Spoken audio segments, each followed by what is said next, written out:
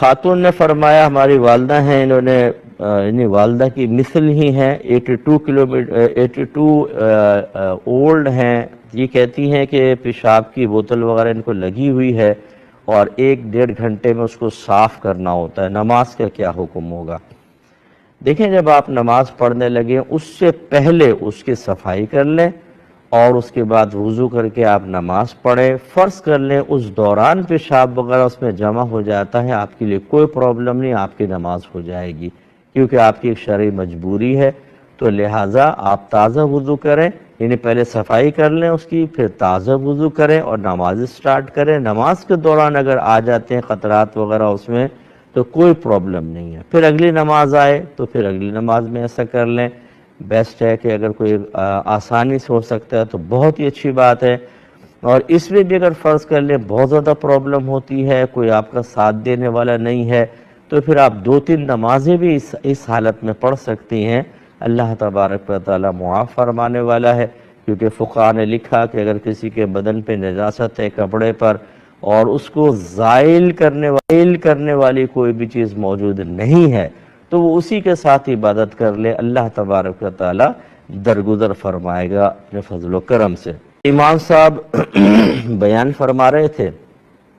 ایک آدمی بیان کے دوران قرآن پڑھ رہا تھا، ایک ذکر الہی کر رہا تھا، تو تیسرے آدمی نے ان دونوں کو منع کیا کہ آپ اس کو چھوڑ دیں اور امام صاحب کا بیان سنیں۔ تو کیا اس نے صحیح کیا یا غلط کیا؟ دیکھیں بالکل، جب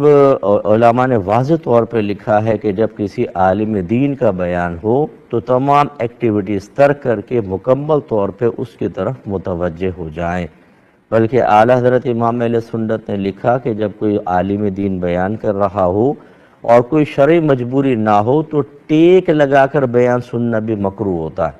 کیونکہ ٹیک لگانے سے نیند آتی ہے، نیند آئے گی تو پھر وہ جو کچھ بیان کر رہے ہیں جائز ناجائز، ناجائز جائز سنائی دے گا، غلبہ نیند کی وجہ سے تو خرابی پیدا ہوگی۔ چاقو چوبند ہو کر سنیں، جیسے کہ صحابہ کرام علیہم رضوان نبی کریم صلی اللہ علیہ وسلم جب گفتگو فرماتے ہر قسم کی چیز کو ترک کر دیتے۔ اب آپ یہ کہیں گے کہ وہ تو اللہ کے نبی تھے، بالکل، لیکن انہی سے تو آداب سیکھنے ہوتے ہیں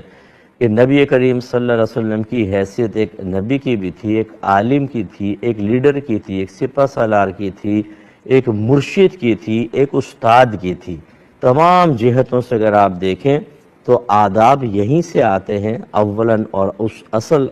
آداب، اور وہ یہی تھے کہ جب بیان کرتے سرکار سب چیزیں ترک غور سے سنیں۔ ہاں یہ 2 چیزیں ضرور ذہن میں رکھیں، ایک یہ ہے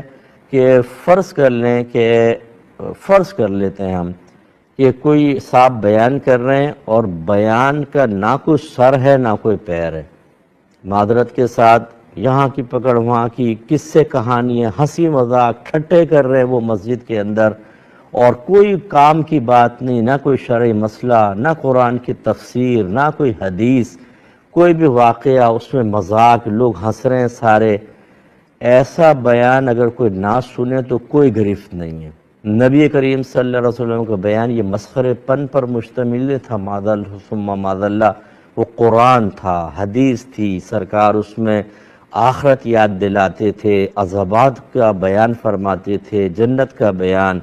اس میں اصلاح فرمایا کرتے تھے، نصیحتیں کیا کرتے تھے۔ اب اگر کوئی اس لیے قرآن پڑھ رہا ہے کہ یار اس کا سننے کا فائدہ کیا ہے، ٹائم ضائع کرتا ہے، تو بالکل صحیح ہے، اب کوئی حرج نہیں ہے۔ یہ اس عالم دین کے بارے میں عرض کر رہا ہوں جس کا معقول بیان ہو، اس سے کوئی مقصد ہو، کوئی اچھا ٹاپک ہو، وہ لوگوں کے اندر انقلاب پیدا کرے، تبدیلی پیدا کرے، لوگوں کو کچھ سیکھنے کا موقع ملے، تو پھر ذکر الہی اور تلاوت قرآن سے افضل یہ ہے کہ اس کا بیان سنیں۔ امید ہے کہ آپ بات سمجھ گئے ہوں گے۔